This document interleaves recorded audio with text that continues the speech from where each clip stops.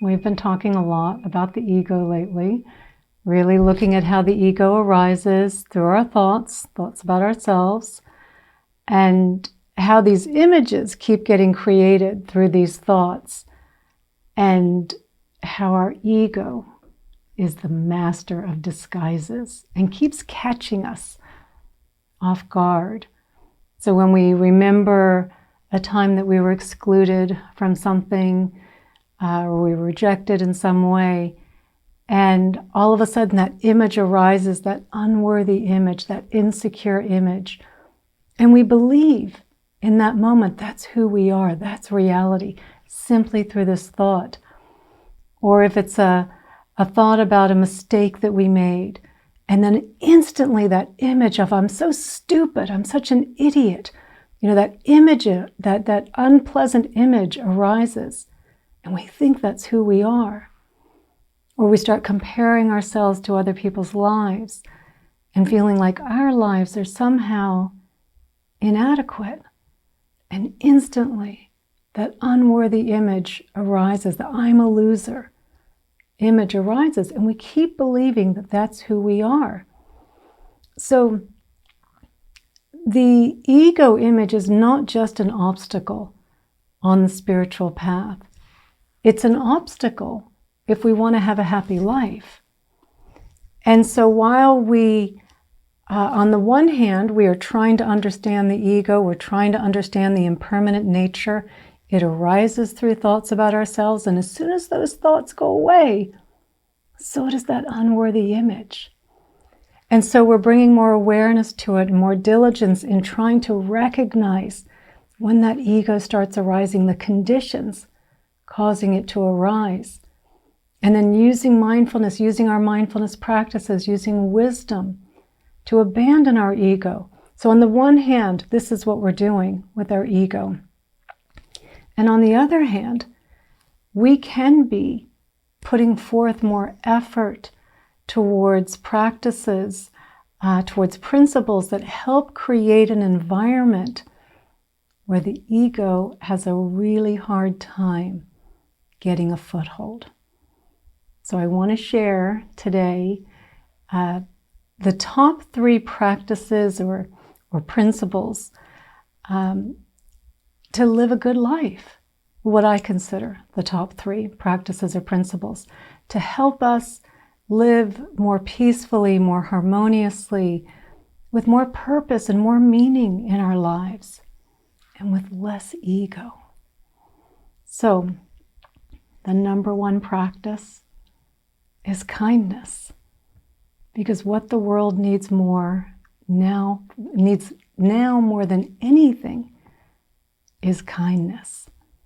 Not just kindness for our family and friends, but kindness for our neighbors, for strangers, kindness for the shop clerk, kindness for the person on the other end of the customer service line that's had a really tough day, right? That our kindness for everyone that we're interacting with each day, and even for those people that don't agree with us, that have different political views, that have different religious views, social views, to have kindness for them as well, even just kindness, if it's just not judging them, if it's not calling them names. Because kindness has a way of tearing down those barriers that create separation between us and others. And that's not what we want. It's not how we progress. It's not how we ever come to some kind of agreement with other people. So our kindness is supported by wisdom and compassion. So when the person that drives by us on the freeway and cuts us off, and whereas our ego wants to throw a fit because we could have died, instead we recognize, hey, I sometimes do that too. Maybe I could give them the benefit of the doubt. And maybe that's the kindest thing I could do, is just give them the benefit of the doubt, like I give myself the benefit of the doubt when I do the same thing. Or if I'm in a conversation with someone and they're really angry and maybe they're yelling at me, and the kindest thing I could do is at least not to yell back and to walk away, not with bitterness, not with anger, not with disgust, and not thinking all these awful things about them, but recognizing they're suffering. Because whatever they're yelling at me about is probably not the real source of their problem. I'm just the outlet for it at this moment, and I can give them the benefit of the doubt. And when I do that, I give less opportunities for my ego to get in there.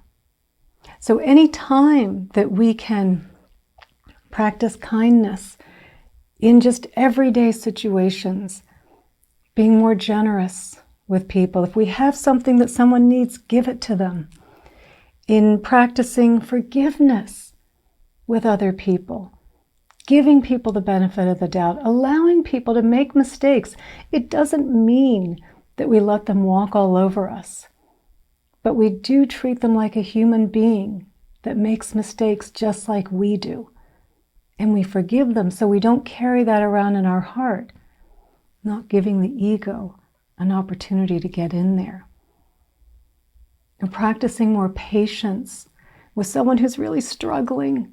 There's something going on in the long line, and what that person needs ahead of us doesn't need our judgment because they're paying with coupons or with pennies, right? They don't need our judgment. They need our patience, our kindness. So there are so many ways that we can practice kindness. And of course, to make sure that we are practicing kindness, that our kindness includes ourselves, that we're always being kind to ourselves because we have bad days. We make mistakes. We have a day we're not as mindful, or a moment we weren't as mindful. To not beat ourselves up, that's not useful. It's not helping in any way. To be kind to ourselves in those moments, to give ourselves the benefit of the doubt. Because the more quickly we can do that, the less opportunity there is for the ego to get in there and start creating that unworthy image. So the next practice is living gratitude. Not just practicing or doing the gratitude practices.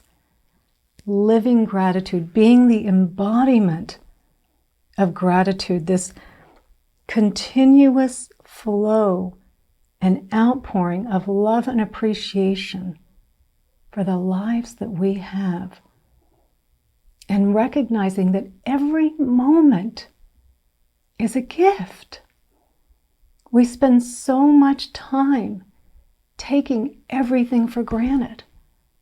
All the good conditions that we have. If we're too hot, we turn on the air conditioner. Not now, while we're recording, after. If we're too cold, we turn on the heater. If we want food, we walk into a kitchen with an abundance of food. And as we look at all that food, gratitude for these amazing conditions that we have. Every time we get in our car, gratitude that we have this vehicle to drive us around. Gratitude for the friend we can call if we need help. To have gratitude in every moment for all the little things, for the beauty that we experience in the world every single day. Whether it's in nature, in poetry, in a song, in art. To really pause and have gratitude for that beauty that it opens up inside of us. If we have pets, when our pets come to us with those big eyes, pet me, love me. And instead of thinking, oh, I'm busy right now, I'm doing something important. No, this is another being coming to us wanting our attention. Have gratitude for those moments. If it's a child, definitely stop what you're doing and have gratitude that they're there. They want you. They need you in that moment. For so many things, when we live gratitude, when we go about our day, really recognizing the gift that this is, and appreciating every single moment, there's less opportunity for the ego to get in. There's more opportunity for us to be present, for us to be happier, for us to feel that sense of abundance, of wellness, of having enough, which is what we want. And through the simple practice of living gratitude, to live gratitude. And the third practice or principle is to live more simply, to use less technology. We talked about this a few weeks ago on when we talked about the pleasure and pain networks in our brain, neural networks being co-located, and how anytime we go for technology, it's always activating that motivation reward pathway, which means the pain is coming. To not be a slave to technology, it's useful. We wouldn't be having this call right now without technology, right? Have gratitude for that. But to not let technology take over our lives, where we have to know the news every minute, where we have to be on social media, for more than what would be a reasonable amount of time of just checking in and staying in contact. It's just impossible. Our brains are not wired, particularly with social media, to spend time scrolling through, looking at everyone else's highlight reel, and to not start comparing ourselves. And that little image arises. Oh, my life sucks. I'm such a loser. Like, we're not smarter than this. So we have to be really careful with technology to turn off our phones more, have less notifications, reduce the amount of news that we absorb, or maybe just check the sources of the news of where we're getting it, to make sure we're not getting, kind of gossip news, but we're getting real news if that's what we want. So living more simply is reducing technology. It's wanting less. Recognizing that how easy it is to just hop on Amazon. Even down here in Mexico, we have ways of getting Amazon down here to us. It's not overnight.